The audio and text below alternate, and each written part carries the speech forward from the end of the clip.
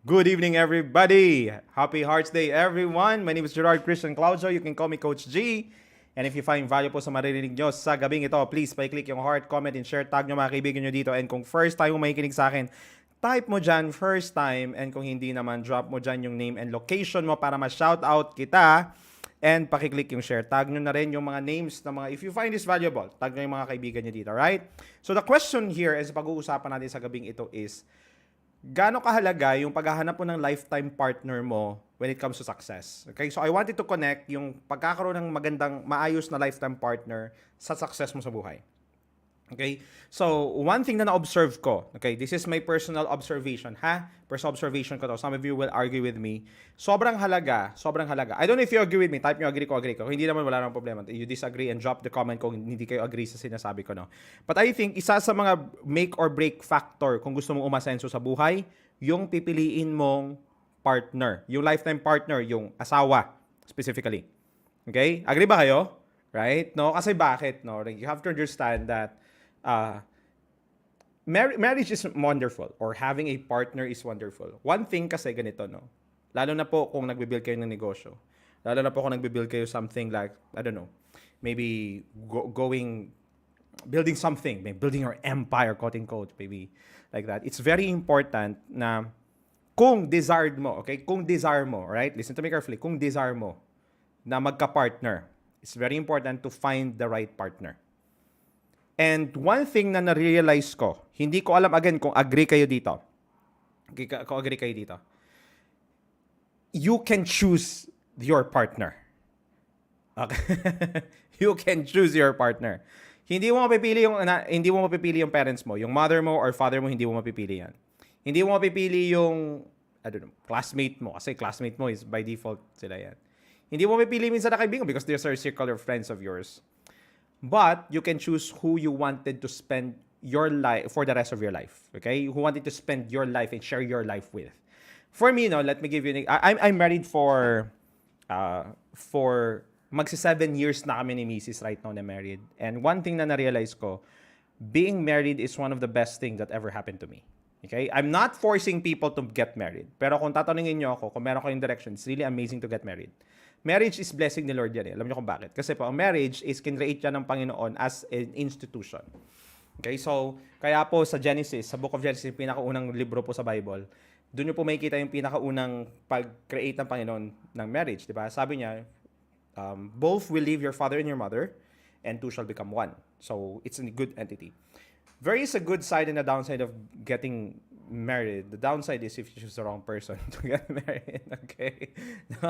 But if, let's talk about success, guys. No? Lahat kayo may pangarap kayo sa buhay. Tama? Marami kayong pangarap sa buhay. And I often hear people say, ayaw nilang mag-get married kasi ayaw nilang, may mga pangarap pa sila.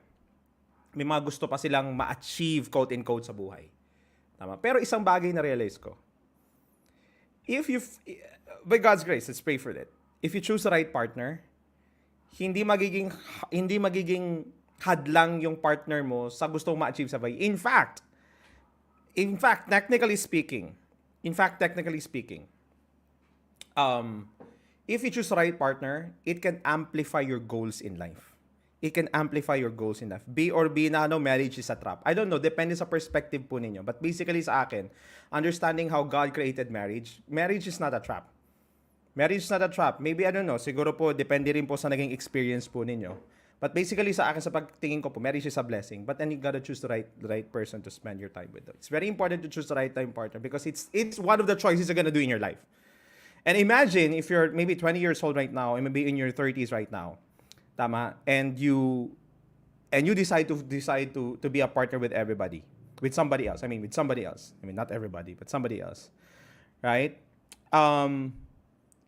It will be more than half of your life. I mean, imagine if you're 20 tapos and God will separate kayo ng because of you separate by death and 90 years old ka. Imagine that's 70 years, 'di ba? Right? So, you gotta choose which partner you're gonna spend your time with now. So, I believe that it can amplify your goals if you choose the right partner. So, paano mo pipiliin yung tamang partner? Tama, diba? So, there's three things, no? Ito, nakuha ko to sa isang training namin, isang event namin sa business namin, no? So they're free. Number one, you have to have the same master. Sino ba yung pinaniniwalaan ninyo? It's the same faith. Very important to have the same faith. Because I think it will, you'll have the same direction. Now, if you're a follower of Jesus Christ, you have to find somebody who's a follower of Jesus Christ. First one yan. Some people might say, well, it's negotiable. But for me, it's very, very important. No? Number two, you have the same mission in life. Ibig sabihin ko, ano ba yung gusto mong takakin sa buhay mo, kailangan doon yung gusto mong, you find somebody who has that. If you have an entrepreneurial mindset, find somebody who has entrepreneurial mindset as well. Because if entrepreneurial ang mindset mo, tapos yung partner na mapipili mo is somebody na against business, hindi niniwala sa negosyo, at fully gusto niya mag-OFW, mag-abroad, maybe you have a difficulty into that. So find somebody who has focus on that. And if you encounter people along the way while you're focusing on your master and focusing on your mission, along the way you'll find these people. No, you can have those people you can choose from and choose those people you wanted to spend time with. Okay? So ibig sabihin, instead of focusing on sino ba yung papakasalan ko, focus ka on your master, focus ka on your mission sa buhay. And along the way, habang tinatakbo mo yung mission mo sa buhay, tingnan mo kung sino yung sumasamang takbo sa'yo. Sumasamang tumatakbo sa'yo. Diba? And who knows, God will intertwine. Wow, grabe intertwine, no, that person with you. No? So, kaya for me, no, a lot of people see marriage as a curse. And it's sad to see that. No? And I don't believe that marriage is bad. It's not easy to get married. It's not easy to build family. Diba? So, but for me, it's a blessing. It's a blessing for me. Now, number one, because it's God ordained. That is why it's a blessing. Diba? Number two, because in my personal experience, it's what amplifies it's what amplifies our day-to-day living. Alam mo yung may kasama ka, iba pa rin talaga kung may kasama ka eh. 'Di ba? It's iba pa rin yung may kasama ka. Iba pa rin yung merong kang kasabay. 'Di ba? Iba pa rin yung merong kang kasabay. Alam niyo ba, sa sobrang challenge sa buhay, alam mo isa sa mga advantage ng marriage, meron kang kasama araw-araw na naging kaibigan mo more than having a wife. You have a best friend, you have somebody that you can work on. And another thing, I think one of the wonderful thing of having married is having an accountability. 'Di ba? Mas nagiging accountable ka every single day. Tama? So, it's a contract. Depende sa'yo, B or B na. Yan yung opinion mo dyan. But for me, it's not how I see it eh. Tama? Contract is why gamitan lang lahat. Okay. So, possible, meron kang experience na hindi maganda. I'm sorry to hear your experience, diba? No, depende sa naging experience mo. No? But basically, for me, that's how I see it. No? So, if you plan to somehow settle into that, sa ganung level, choose your partner. Choose your partner wisely. Because I think God has given us the discernment to choose. You gotta make sure you have the discernment to choose from. Tama? So, again, find somebody who has the same faith with yours, master, mission, 'di ba? Same kayo yung outlook sa buhay, same kayo nakikita sa buhay, same kayo yung goals. Like for example, my wife and I has the same goal kasi OFW ako before and she also came from an OFW family, ako OFW family namin. And ang goal namin is mag-build kami ng pamilya na sabay.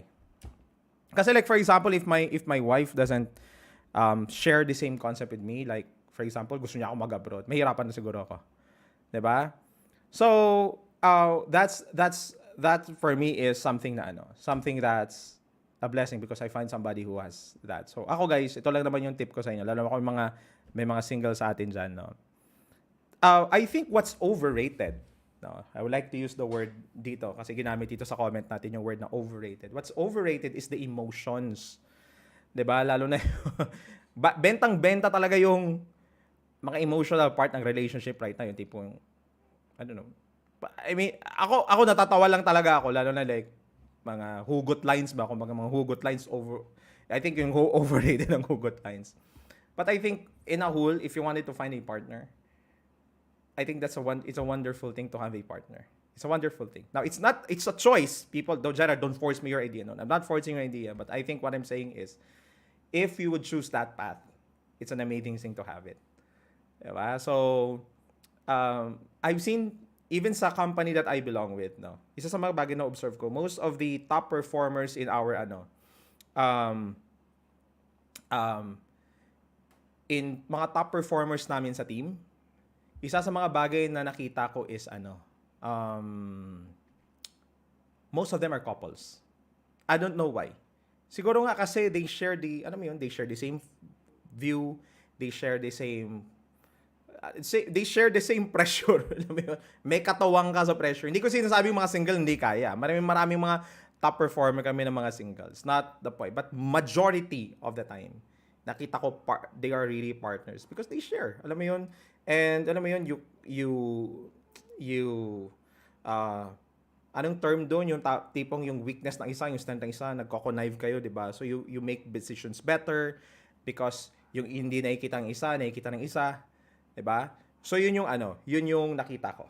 Yun yung nakitang concept na I think why alam mo, I see people really flourish in life because they find a lifetime partner and committed to marriage. No, it's just amazing. It's just an amazing thing. No? So, I mean, kung single ka, Gerard, I wanted to be single and all. No problem with that. Okay. Prerogative natin yan. No? But if you wanted to have in that decision, yun yung path na gusto nating i-take, yan ang isasuggest ko. Now, that's my personal opinion about it. Right? So, yan ang natin. Well, there are a lot of challenges in marriage as well. Like, I don't know, maybe hindi nakakaintindihan with there are a lot, but I think the beauty of getting married, 'di ba? The beauty of getting married is there. 'Di ba? I would always go into that, no? I would always see it in that way. This is not a popular view lalo na ngayon. It's not a popular view. People can decide on whatever they wanted, but ako personally, my point of view there is find a lifetime partner, commit into that. Be with that person. Because that's what God ordained. God ordained ang marriage eh. God ordained ang marriage. Diba? So it's an amazing thing. It's a blessing. There's a blessing into that if we obey that. Tama? No? So, single na lang forever. Grabe naman, Zoe. Diba? Single na lang forever. So, yun. So, as a review, guys, no, why it's important to choose your partner because I will make you or break you. No? It will either make you or break you. Diba? So, choose wisely, be discerning. Diba? Choose wisely, be discerning. I think may narinig ako isang training ni I think if I'm not if I'm mistaken, si Tony Robbins nag-mentions. Lalo na sa mga single, no, sabi niya, paano mo, another thing, aside sa sinabi kong tatlong concept like mission, master, mate, meron pa siyang By the way, the mission, master, mate, you can search that one. There's a book. Ay, hindi ko matandaan kung sino nag-author nun, but it's not my original content. You search sa Google, mission, master, mate. Yan yung tatlo. Finding your right partner. No? So, sabi niya, if you wanted to find your perfect partner, this is what you're gonna do. Isulat mo daw yung qualities. Sabi niya. Ito, share ko lang sa inyo to. Sulat mo din yung qualities ng person na gusto mo. Ideal person mo ba? Ito yung gusto mo and all, di ba? Then right after that, you think about, the next question is, you ask yourself, if this is the right person I want, if this is the ideal person, if this is the qualities that I want, sino kaya yung person naman na ma-attract nito? I guess ba? Parang, more than choosing or looking for the right partner, what he wanted to point out is, you have to be the right person itself. So if you want to attract that kind of person, grow yourself into the level that you will attract that person. Okay? That's the concept there. Okay? That's the concept naman na sinabi ni Iwas stress. Grabe naman yung iwas stress. Okay. Baka may experience ka rin, Zoe. Baka may experience ka rin, di ba? Yan. No. Actually, depende rin talaga eh. Depende sa mag-handle. Kahit naman siguro hindi ka married, nasa stress pa rin naman tayo sa buhay. Tama? So, right, no? So, yon. But basically, that's what Tony Robbins said. List down the ideal person and be the right person. Because a lot of people kind of like look at their partner and say, I want you to be like this, but it doesn't demand too much from themselves. It's not how it works. No, if you want to grow yourself, if you want to find a person that you wanted ideal person, like not really perfect because wala namang perfecto sa buhay, but ito yung gusto kong level ng partner ko. Ang tanong mo is, ano naman kaya yung tao na magugustuhan nitong uri ng tao na to? So, I want it to be that person. No? So, grow yourself into that level. Tama. So, maganda yung ganun, di ba? At least you have that kind of perspective. Right? So, that's my, share ko lang, sabi ni Tony Robbins. Diba? So, yeah. But anyway, no, again, the concept there is, kung may pangarap ka sa buhay mo, piliin mo talaga yung totoong tamang tao. Hindi mo siya mapili 100% guys pero at least maging discerning tayo.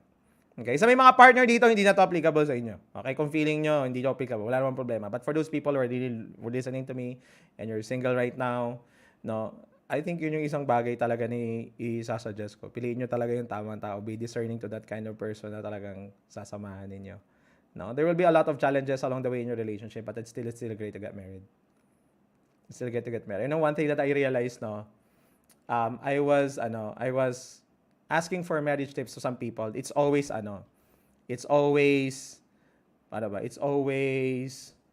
parang feeling ko parang hirap ng marriage. parang I don't know if you meron kasi like prior to get married, meron kaming you ask those people who get married. Of course, if you wanted to have a successful marriage, you find someone who already been successful in marriage, like 38, 50 years.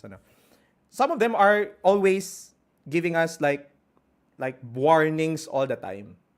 Diba? Itong gagawin mo, ito, wag kang ganito. Alam mo, mahirap ang marriage. Which is good, no? Because you're giving your warnings, no? But I realize ko, sabi ko, bakit bihira yung nagsasabi na joyful yung marriage, blessing ang marriage. Diba? And as long as you obey the Lord into that covenant and you stick to that, diba? Yung covenant yung sa harapan ng altar, there's a blessing into that. And God will provide you the provision to really pull that relationship out. Yun yung perspective ba? Yun yung perspective. So, but I think generally, of course, you need to listen to people's warning. Especially, no, kung gusto mo if you want to have a successful relationship, listen to people who had a successful relationship. Okay? Give into that. But more than that, listening to people who have successful or flourishing marriage, no, I think isa sa mga bagay is yung gusto kong shift lang yung perspective. Kasi parang palaging negative yung sinasabi when it comes to marriage. No, so but for me, yun yung point of view ko. Yung point of view ko dyan is it's a blessing. There's a blessing into it. No. So, since my content is all about success, may factor ang success when it comes to that. No? You choose to light your partner, it makes your life more efficient, more joyful. Diba? So, palagi ko kasi naririnig palaging na-highlight palagi yung struggle Diba? Palaging struggle na lang nakikita. But behind this, there's also joyful marriages that exist. And again, I've seen that over and over again. And isang bagay pagalagay, so gusto ko lang i-share to. Isang bagay pa gusto ko lang i-share. And that's exactly the reason kung bakit ko iniwan yung pagbabarko. No. If you're an OFW, if you're a seafarer, no. I think, I'm not saying you leave your career right now. Pero sa akin lang to, point of view ko to. No, the reason ako personally, I decided to really find an opportunity dito sa Pilipinas and stick here sa Pilipinas because gusto ko magsama kami that time girlfriend ko pa. Si Cindy, gusto ko magsama kami. We wanted to be together. Gusto ko yung magkasama kami ba? And build our marriage together. And I cannot do that without my presence. Naintindihan ko kasi that relationship also requires time to build And my presence is also there. I don't want to be a husband na kilala lang as financial provider lang. I wanted to be a husband that protects. I wanted to be a husband that nurtures. Diba? I wanted to be a husband na doon ako kung kailangan ako ng partner ko. Diba? At the same time, kung may anak na kami, which is right now, no, by God's grace, we already have a 4-year-old daughter. Tapos, meron kaming upcoming na isa. By God's grace, no, pinagpe-pray ko na maging successful in delivery and all. So, magdadalawa na. I wanted to be a father to them na present all the time. Because every relationship requires time. Everything that you wanted to build and flourish, it requires time. No? So, na-realize ko lang, no, speaking of, so, nakuha namin ni Cindy yun, nakuha namin yung goal na namin yun, na hindi ko na kailangan mag-abroad. We established our business enough na hindi na kailangan mag-abroad. No? So, nakakatawa na hindi pala siya hadlang yung marriage namin together. truly get where we want to be. In fact, it helps us into that. Nakakatuwa. I think yun yung isang bagay rin kung bakit. No. Kaya, yun yung gusto kong i-share na concept sa inyo. This is just kind of, I didn't have any slides into, I didn't have any bullet into this, no. It's just out of my mind because since it's February 14, it's Hearts Day. For sure, maraming nag-date sa atin, maraming nag-spend time sa mga partner nyo, maybe girlfriend, boyfriend kayo, whatever, diba? So, partners in your, maybe in your family, no? Nag-gather ko sa family nyo and all. It's really amazing. So, yun. Talks about success, talking about a partner. Find somebody who will share your same faith with you, who will share the same mission with you. Yung same yung outlook nyo sa buhay. No? Kaya kung, like for example, you wanted to get married and you're looking for that, ano ba yung mga tanong na kailangan kong tanongin? Tingnan mo yung partner mo, tanongin mo yung sarili mo.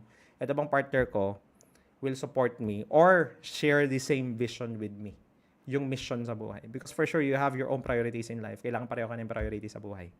Tama? So, kasi mahirap naman na iba yung priority, may priority niya, di ba? Right? So, yun na naman yung perspective ko about it. So, again, this is you can argue with this. No, walang problema yan. Drop nyo sa may comment yung mga opinion nyo dyan. But yun yung opinion ko. Right? Yun yung point of view ko. I value marriage. I honor marriage, what the Bible says about it. It's an amazing thing to have it. Be discerning. Choose your partner well. If may pangarap kayo sa buhay, if you have something to move forward, I think that's an amazing thing to choose your partner. But if you don't have a partner right now, wag mamadali. No? Again, focus ka sa master mo, your faith, focus ka sa mission mo sa buhay. And who knows, by God's grace, one day, you're running your race in life, you're focusing on your mission, and God has brought you along the way, no? Nag-cross yung path ninyo. Who knows? Right? No? So, and if you find value po sa narinig ninyo, no? Happy Hearts Day ulit sa lahat, no? I hope that hindi lang Hearts Day natin, no? Lalo na kung, again, if you're married right now, no? I hope na hindi lang during Hearts Day na i-appreciate natin yung partner natin. I think it's a good thing to have one day in a year to really pause and have time, alam mo yun. But I hope every single moment we appreciate yung love natin dun sa partner natin. And I think not only lifetime partner, but I think we may not forget na yung i-express natin yung pagmamahal natin sa mga tao na mahal natin sa buhay. Tama? I mean, as we express it as much as we want, because again, we don't know if we will be here in the next couple of weeks, diba? I mean, hindi mo alam kung kailan kukunin ni Lord, diba? No? So we have to express that love to people. No? Express it, like say I love you, or thank you for all this. No, it's kind of like for me, no, personally sa akin, kwento ko lang rin. I think siguro kung isang bagay na win-work out ko talaga sa marriage namin ni Mrs. Yun yung isang bagay. Kasi ako personally, nung nagsimula kami, hindi talaga ako expressive, no? But I make sure that I verbalize my affection and my love for my partner. Kasi I think that helps to give assurance, no? Personally sa akin, diba? It gives assurance sa partner mo, no? Lalo na sa mga babae, they need assurance to that, no? So personally, yung ginagawa ko. Right? I work out for that because it's not something that's natural for me. But I realize that lahat pala na bagay ng pag-aaralan, 'di ba? If it will benefit the relationship, it will benefit other people, why not? Tama? So, I hope may natutunan kayo sa akin, no? If you find value po, tag nyo mga kaibigan nyo dito, click mo yung share, no? Again, see you again in the next video. You guys are all amazing. Happy Hearts Day again. Bye-bye.